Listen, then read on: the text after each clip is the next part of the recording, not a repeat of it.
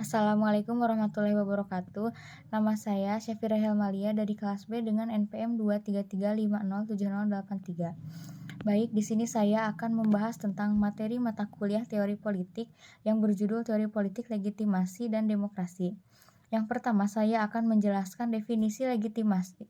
Legitimasi berasal dari bahasa Latin yaitu legitimer, artinya dinyatakan sah menurut hukum atau dengan kata lain artinya adalah sebagai keabsahan. Legitimasi merupakan penerimaan dan pengakuan masyarakat terhadap hak moral pemimpin dalam memerintah, membuat, dan melaksanakan keputusan politik. Secara umum, legitimasi berkaitan erat dengan kekuasaan dan kewenangan.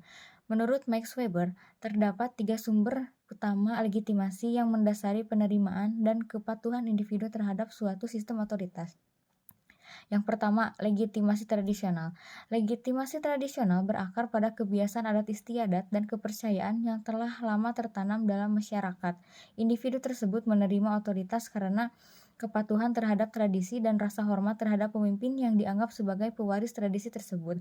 Contohnya yaitu sistem kepemimpinan monarki turun-menurun, sistem kasta, atau kepemimpinan adat. Yang kedua yaitu ada legitimasi karismatik. Legitimasi karismatik ini berbasis pada kualitas pribadi luar biasa atau kekuatan inspiratif yang dimiliki individu. Individu tunduk pada otoritas karena kekaguman dan keyakinan terhadap pemimpin karismatik. Contohnya yaitu pemimpin revolusioner, pemimpin agama, atau pahlawan nasional. Yang ketiga yaitu ada legitimasi legal rasional. Legitimasi legal rasional ini didirikan atas aturan dan hukum yang telah ditetapkan secara resmi dan sistem organisasi yang rasional.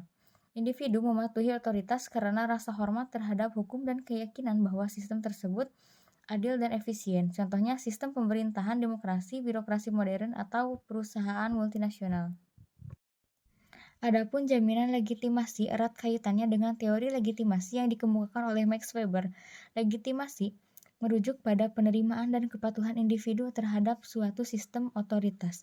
Jaminan legitimasi di sisi lain mengacu pada mekanisme atau faktor-faktor yang mendukung dan memperkuat legitimasi tersebut.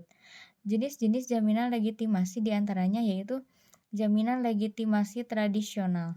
Tradisi dan kebiasaan dipertahankannya tradisi dan kebiasaan yang telah lama tertanam dalam masyarakat seperti ritual, adat istiadat, dan nilai-nilai yang diwariskan.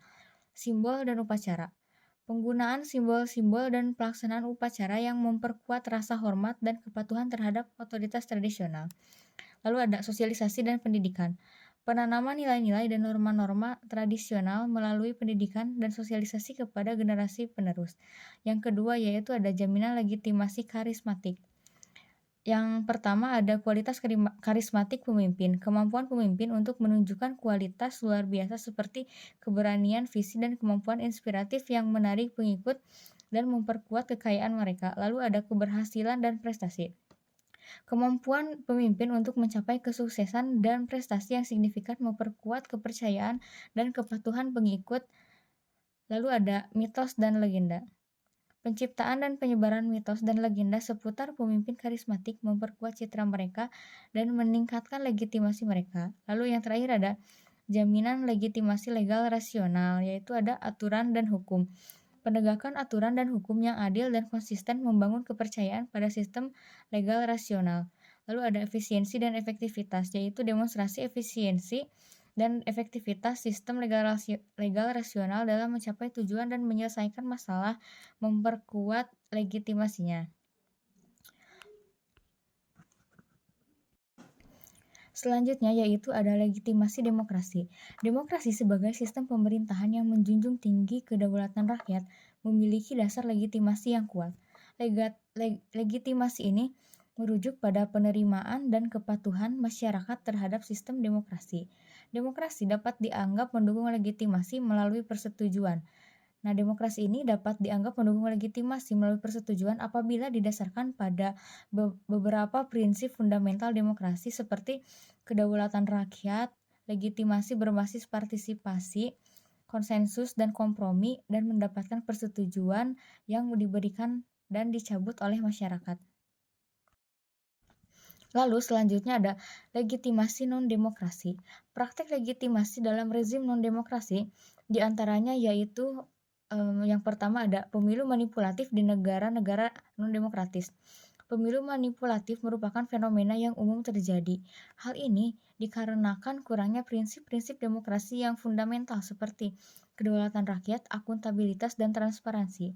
Bentuk-bentuk manipulasi di negara non-demokrasi yaitu dengan cara penunjukan kandidat, kontrol media, penindasan pemilih, dan pemalsuan suara.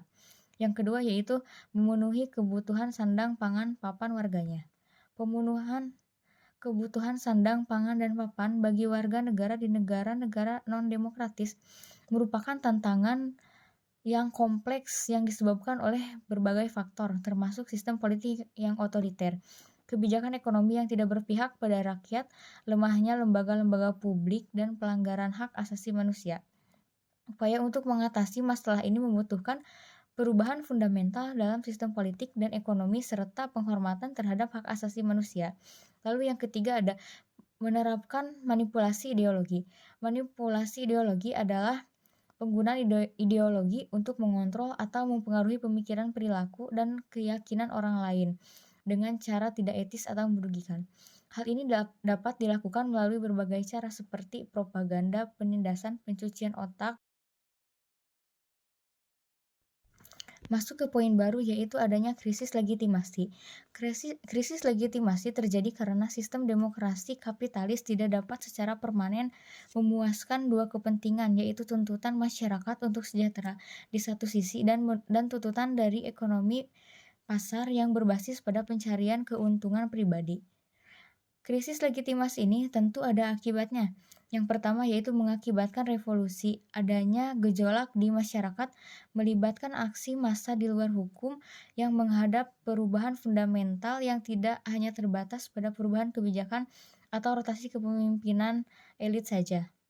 Lalu yang kedua mengakibatkan reformasi, perubahan yang dilakukan dari sebuah sistem biasanya melalui tindakan-tindakan damai dan bertahap. Reformasi ini mengimplikasikan perbaikan.